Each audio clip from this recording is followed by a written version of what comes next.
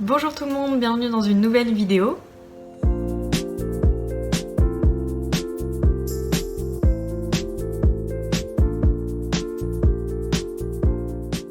Aujourd'hui, je vous retrouve pour vous faire le tag livresque de A à Z. Je l'ai vu sur plusieurs chaînes, je sais plus trop lesquelles. En tout cas, je le trouvais cool, donc on va commencer tout de suite. La première lettre, c'est A pour auteur, auteur dont tu as lu le plus de livres, et je pense que c'est Lucinda Riley, avec sa saga des 7 sœurs, et aussi j'ai lu d'elle La Maison de l'Orchidée. Donc ça fait, je sais pas, je crois à peu près 8 romans, ouais c'est ça. Et vous allez en entendre encore parler pendant ce tag, donc désolé, pas trop finalement, mais bon, on en reparlera après. B pour Best, la meilleure suite de saga, et je me suis dit que j'allais pas vous reparler directement des 7 sœurs, donc j'ai mis Anne de Green Gables de Lucy Maud Montgomery, parce que pendant le premier tome, Anne, du coup, c'était pas mon personnage favori. En fait, je l'aimais bien, mais elle me saoulait un petit peu.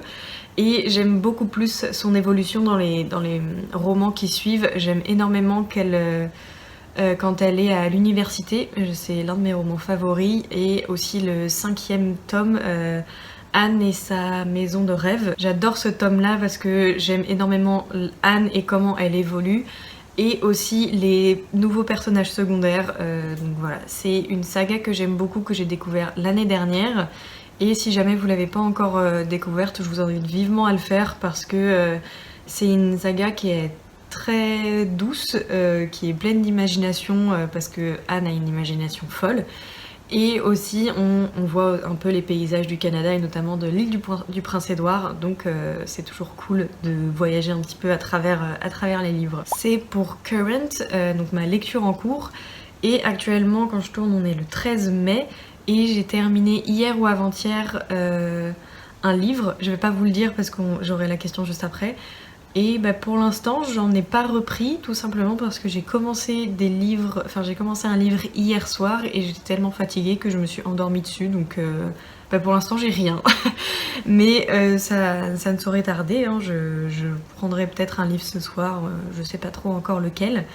Mais bon, pour le moment, il n'y a rien. D pour Drink, la boisson qui accompagne tes lectures.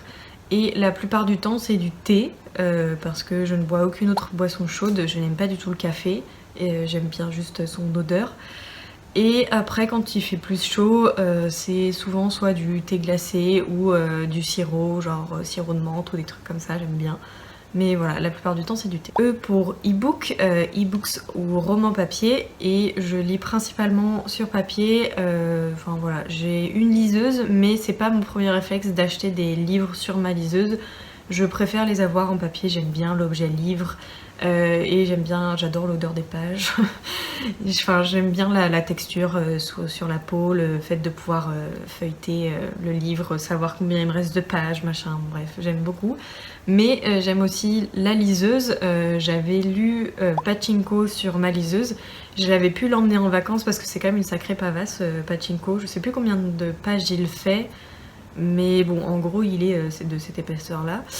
Et du coup j'avais pu l'emmener avec moi parce que je l'avais sur ma liseuse et je l'avais lu tout au long de mon voyage, donc c'était vraiment chouette de pouvoir faire ça.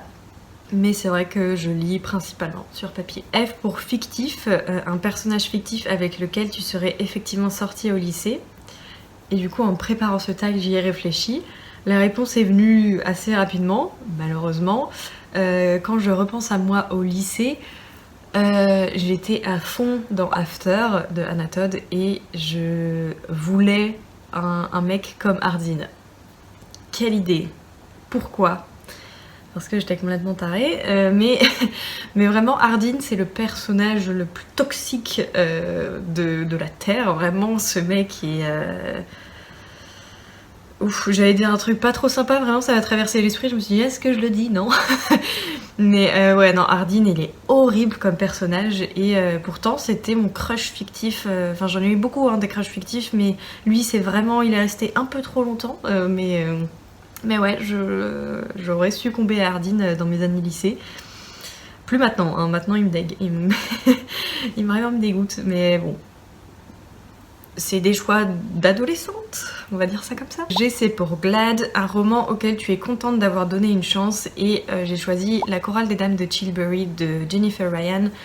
Tout simplement parce que c'est grâce à ce roman que je me suis remise à la lecture, donc j'ai été très contente de vraiment pouvoir donner une chance à ce livre et de me plonger directement dedans. C'était trop cool. H pour Hidden, un roman que tu considères comme un joyau caché, et là j'en ai mis deux. J'ai mis Le magicien des couleurs de Arnold Lobel et Les délices de Tokyo de Durian Sukegawa. Le magicien des couleurs, c'est une BD pour enfants que j'ai lu quand j'étais, je sais plus quel âge j'avais, mais j'étais très jeune. Je l'avais lu à la bibliothèque de mon village et j'avais adoré. C'est une toute petite BD où en fait on suit un magicien qui fait des petites tambouilles dans son atelier, et il découvre les couleurs parce que c'est un monde en noir et blanc.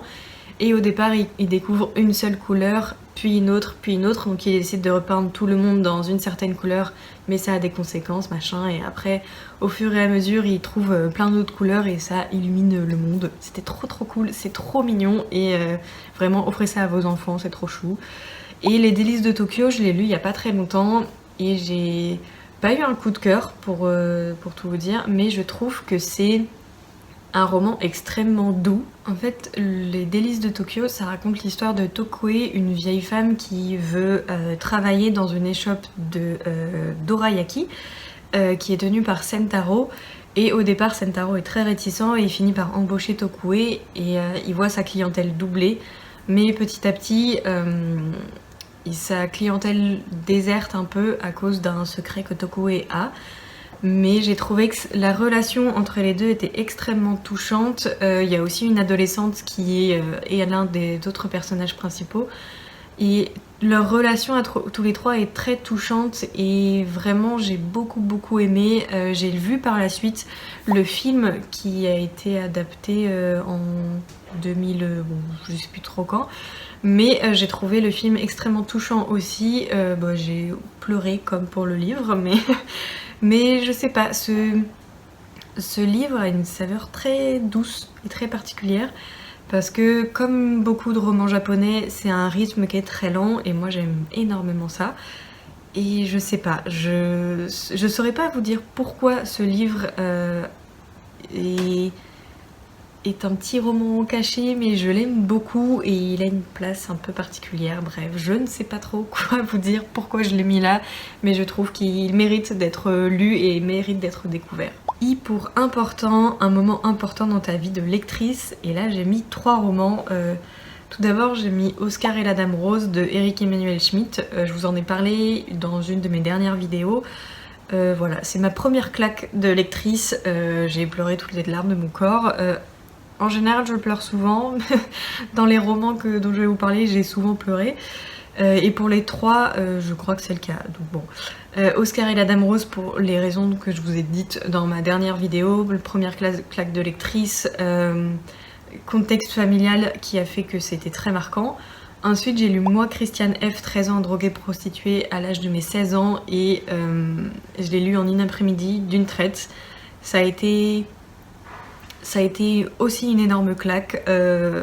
J'ai vu la descente aux enfers tellement rapide de cette jeune femme et tous les choix qu'elle fait pour pouvoir se procurer de la drogue et pour pouvoir avoir sa dose. C'est hyper marquant et triste de voir cette descente aux enfers de cette petite fille. Et ensuite j'ai mis Les Mémoires d'un chat de Hiro Arikawa. Pas parce que j'ai eu une grosse claque, mais parce que le moment m'est très précieux. C'est un moment où je l'ai lu avec une amie, j'ai commencé à le lire à voix haute avec elle, et on était dans une phase de nos vies toutes les deux où c'était un moment qui n'était pas incroyable, mais ce livre était tellement doux, et le fait qu'on ait commencé à le lire toutes les deux, enfin bref, c'est vraiment ce moment avec elle qui fait qu'il est très important pour moi, parce que c'était un moment absolument incroyable qu'on a vécu toutes les deux. C'est trop cool. Et ce livre est aussi incroyable, donc lisez-le aussi. J pour Juste, le roman que tu viens juste de finir, et c'est comme ça que je disparais de Myrion Mal. C'est un roman graphique sur la dépression. Et je l'ai lu du coup il y a... comme je vous le disais, je l'ai terminé il y a hier ou avant-hier.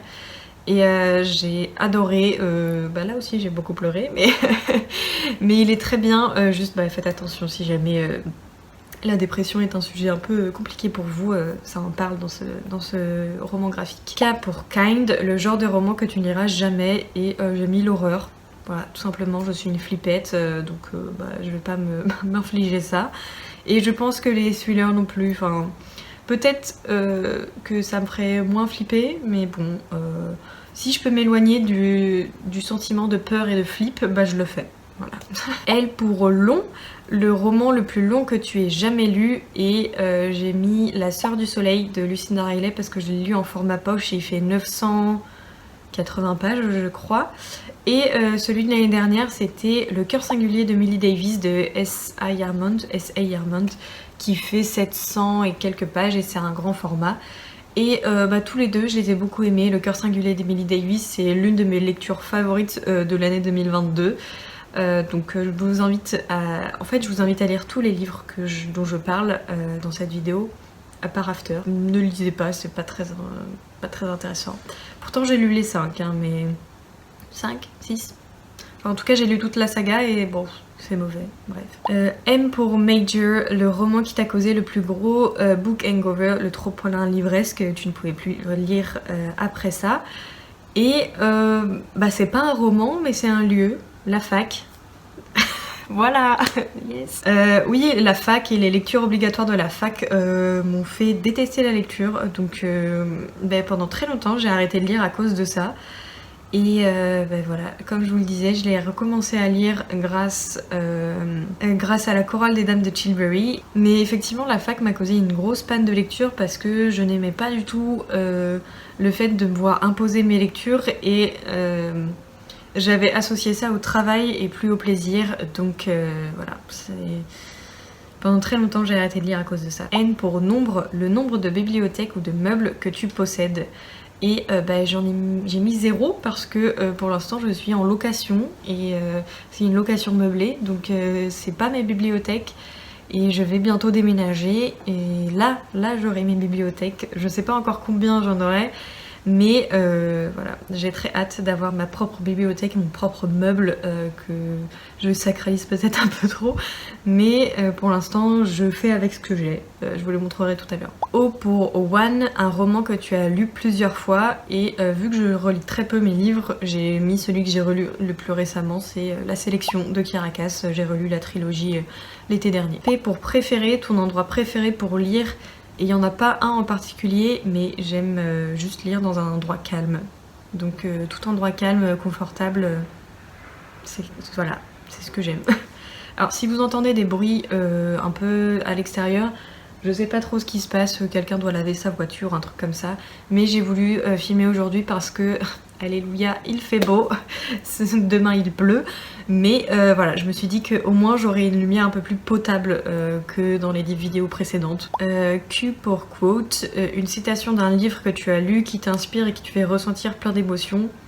Et j'en ai pas, donc on va passer à la question suivante. R pour regret, un regret de lecteur, et je vous en ai parlé juste avant, c'est avoir arrêté de lire pendant mes études de licence, parce que là j'ai repris que très récemment, c'était pendant mon master 1, non, ma deuxième année de master, bon je sais plus, enfin bon ça fait 1 an que je relis. Donc j'ai arrêté pendant un sacré moment parce que au lycée je lisais quand même, je lisais pas autant que maintenant mais je lisais quand même un peu pour le plaisir.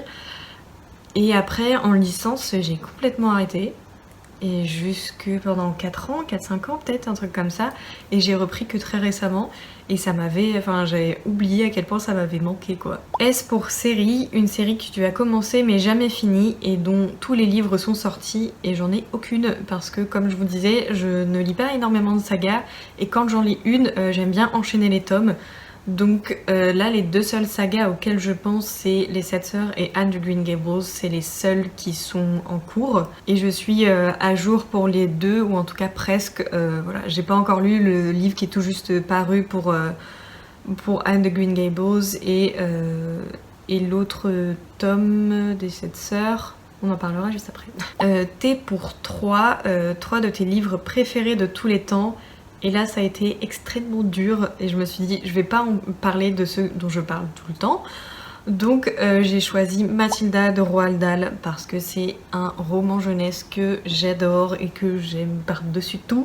Je l'ai lu il n'y a pas si longtemps que ça, mais le film m'a accompagnée toute mon enfance. J'adore Mathilda, j'adore ce personnage. C'est l'un de mes personnages préférés. Je l'aime d'amour. Ensuite j'ai mis La papeterie de Tsubaki de Ogawa Ito. C'est avec ce roman que j'ai découvert la littérature japonaise et j'ai eu un petit peu de mal au début parce que je trouvais que c'était très lent et au final ça a été l'une des choses que j'ai préférées dans le roman. Et ensuite j'ai mis Minuscule de Takuto Kashiki parce que c'est une lecture doudou, que j'adore me plonger dans cet univers. J'ai regardé l'animé que j'ai tout autant adoré que les mangas papier. C'est des romans manga que j'aime pour plein de raisons qui me rappellent mon enfance, qui m'évoquent la douceur, qui m'évoquent un genre que j'ai découvert grâce à cela. Et c'est 3 livres que j'aime énormément. Mes livres préférés, je ne saurais pas vous dire, mais ça fait partie de mes tops. U pour Unapologetic, quelque chose dont tu n'éprouves absolument aucun remords d'être une fangirl. Il n'y a pas grand chose pour lesquelles je suis une grosse fangirl, mais je me dis qu'il y a une maison d'édition où je ne rate aucune sortie, je les attends avec impatience, c'est les éditions Hurlevent, j'aime absolument toutes leurs sorties. Et bah, je pense que je fangirl, hein, on peut le dire, parce que je trouve leurs romans absolument magnifiques. Je suis trop fan de leur DA, la direction artistique est trop belle. C'est des romans en hardcover, du coup j'aime énormément aussi. Bref, bah, j'ai pas grand chose à dire, c'est du travail de qualité, c'est des romans de qualité, donc voilà, je me suis pas encore procuré leur toute dernière parution, c'est les Fêlures de Wakefield Manor. Pour l'instant j'ai pas encore pu me le procurer, mais j'espère que ce sera fait très très vite. Ensuite c'est V pour Very, un roman dont tu attends la sortie avec grande impatience, plus que celle des autres. Il y a peu de romans auxquels j'attends la sortie avec grande impatience. Là au moment où je vous parle, il est sorti il y a 2 jours, c'est le tout dernier tome de la saga des 7 sœurs, c'est Atlas, l'histoire de Passolt. Pour l'instant je n'ai pas encore pu me le procurer, mais j'espère pouvoir le faire dimanche. Entre temps j'ai lu Atlas, l'histoire de Passolt, c'était vraiment trop cool. J'ai pas trop pris mon temps parce que je crois que je l'ai lu en 3 jours et j'ai vraiment beaucoup aimé. C'est une très bonne fin à la saga et je vous en reparlerai plus en détail dans une prochaine vidéo. Voilà, j'espère, je croise les doigts et je le lirai directement après. Parce que je veux trop savoir, j'ai trop de questions. W pour Worst, ta pire habitude livresque, emprunter beaucoup trop de livres à la bibliothèque en sachant pertinemment que je ne vais pas réussir à tous les lire à temps. Voilà. J'ai rien d'autre à dire. X pour X. Commence à compter en haut à gauche de ton étagère la plus proche et prends le 27e livre. On va faire ça ensemble. Et on se retrouve juste après. Donc voilà ma bibliothèque, ça ne fait que ça parce que j'ai ramené tous les livres lus chez mes parents en vue du déménagement. Donc là il y a quasiment que des livres que je n'ai pas lus à part Daisy Jones et Pour que chantent les montagnes. Et bien on va compter. 27.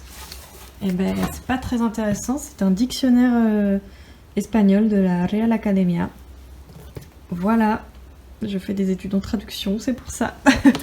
Donc c'est pas très intéressant, parce que c'est vraiment pas l'étagère la plus intéressante. Donc vu qu'il fallait commencer par la gauche, ça tombe forcément par là. Et voilà, c'est le dictionnaire d'espagnol, le Becherel, et dictionnaire de français. Donc ça aurait pu tomber sur n'importe lequel, mais tant pis. C'est pas tombé sur les bons. Y pour Your, ton dernier livre acheté. Et j'ai eu beaucoup de mal à répondre à cette question, mais je crois que c'est Descendre sur tes mains de Nora Lake. J'avais passé une commande chez les éditions Hurlevent en m'achetant La Duchesse de Buckingham et Descendre sur tes mains de Nora Lake. Donc Duchesse de Buckingham c'est Shannon Malka. Mais voilà, je pense que c'est mon dernier achat et qui date, qui remonte un petit peu, mais bon, j'en achète vraiment pas beaucoup. Z pour Z, le livre qui t'a volé ton sommeil. Je Ça m'arrive très peu, mais je crois que c'est Les Strates de Pénélope Bagieux, parce que je m'étais dit à 23h30, ah mais je lis juste un petit peu, et au final j'ai terminé le livre et il devait être minuit et demi, 1h du matin, je sais plus. Mais du coup le lendemain je travaillais et je me suis dit, ah pourquoi j'ai lu et j'ai terminé c'est pas un roman, c'est une BD, parce que au final j'étais fatiguée, donc voilà, je pense que c'est ça, mais en général, quand je suis fatiguée et si je lis dans mon lit, je vais plus facilement m'endormir et m'endormir sur un livre. Donc c'est très rare qu'on me vole mon sommeil. Mais je me le vole déjà toute seule parce que j'ai un sommeil très léger, donc voilà. Au moindre bruit je me réveille, donc bon. Je pense que j'ai terminé ce tag et en tout cas j'espère qu'il vous aura plu. N'hésitez pas à me dire aux commentaires si vous l'avez déjà fait, s'il y a des livres de cette sélection que vous avez déjà lus ou qui vous donnent envie, bref. Dites-moi tout ça dans les commentaires, mettez un emoji, celui que vous voulez si jamais vous voulez pas commenter.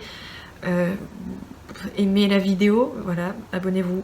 J'ai pas l'habitude de faire ça, ça se voit que je suis mal à l'aise. En tout cas, on se retrouve très vite pour une nouvelle vidéo. Salut!